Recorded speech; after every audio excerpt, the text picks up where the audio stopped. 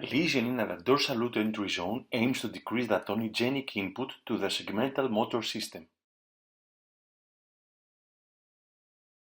Microsurgical DREZotomy is indicated for severe focalized painful spasticity, giving a permanent effect. The microsurgical DREZotomy interrupts most of the myotatic tonigenic fibers, enters the medial portion of the tract of Lissauer, and penetrates deeply into the dorsal horn. Microsurgical lesioning is 5 mm depth at an angle according to the configuration of the dorsal horn.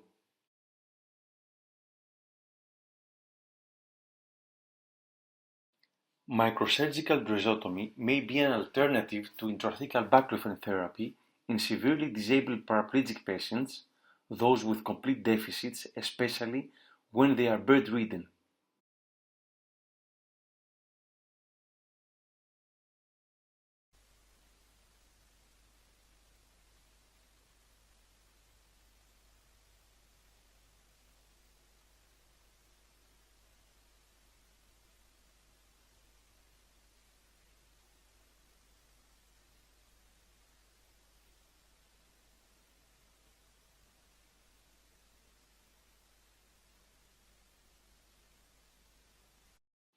Microsurgical DREZotomy may be also indicated in hemiplegic patients for the treatment of the hyperspasticity in the paralyzed upper limb when the spasticity is severe and even more if painful.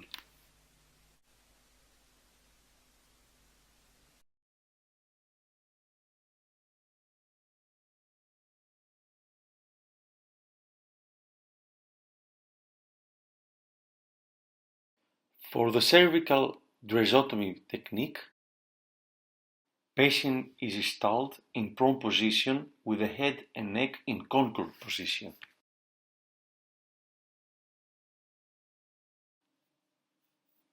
Skin incision from occiput to Th3 vertebra. Hemilaminectomies from C3 to C7 with conservation of spinous processes and exposure C5 to Th1 cervical roots. Each ventral root from C4 to Th1 is electrically stimulated to identify its muscular innervation.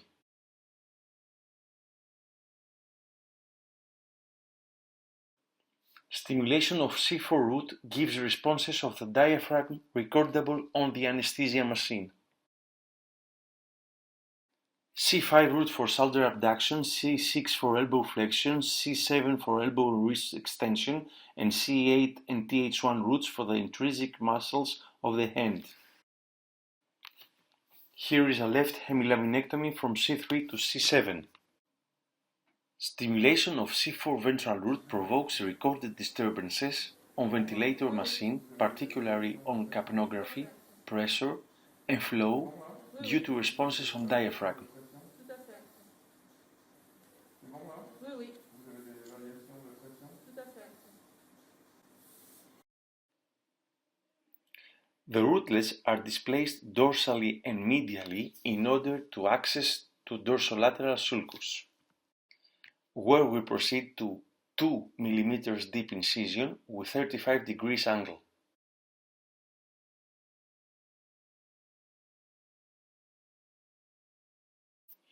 Then microcoagulation 3 to 5 mm down into the dorsal horn in a dotted manner.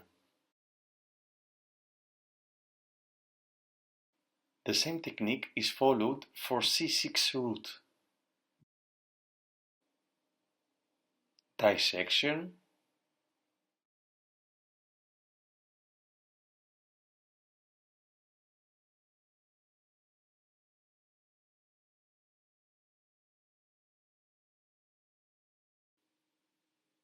displacement,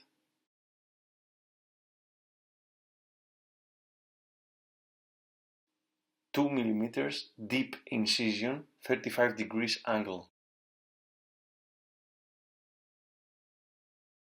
Microcoagulation, 3 mm down into dorsal horn in a dotted manner.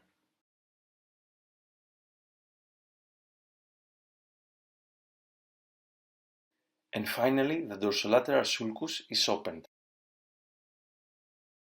The same principles for C7 root.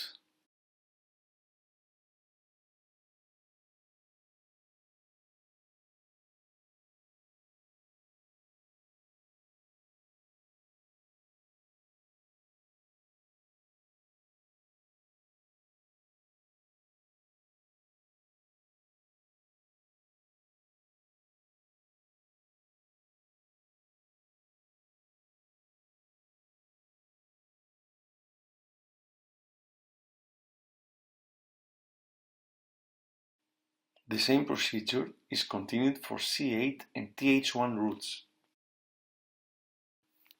And this is the final view before the closure of the dura mater.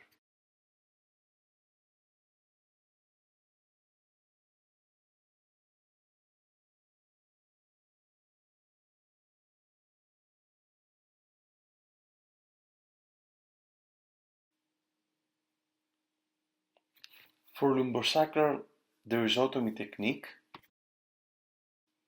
the patient is installed in prone position. A laminectomy is centered at the level of the conus medullaris. As an important anatomical landmark, 30 mm above the junction of the conus medullaris with filum terminale, S1 and S2 spinal cord segments are situated. The root levels at the lumbrosacral region are identified by electrical stimulation. We can see the identification of the dorsal root, its dorsomedial displacement, and the microsurgical DREZotomy. Microsurgical DREZotomy at the lumbrosacral level, the conus medullaris is exposed, the dorsal roots from L2 to S2 are identified, and the same principle as those at the cervical level are followed.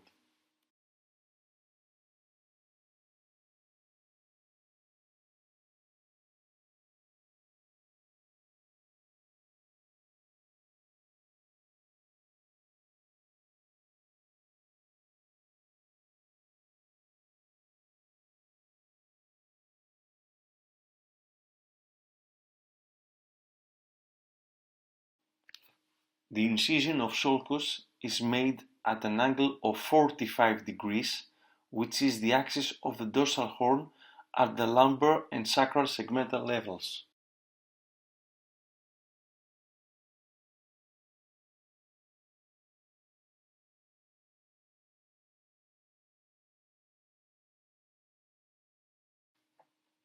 Microsurgical DREZotomy should be indicated for spastic dystonic upper limb. Lesioning should be performed through the dorsal horn down to the ventral horn as deep as 5 to 6 mm.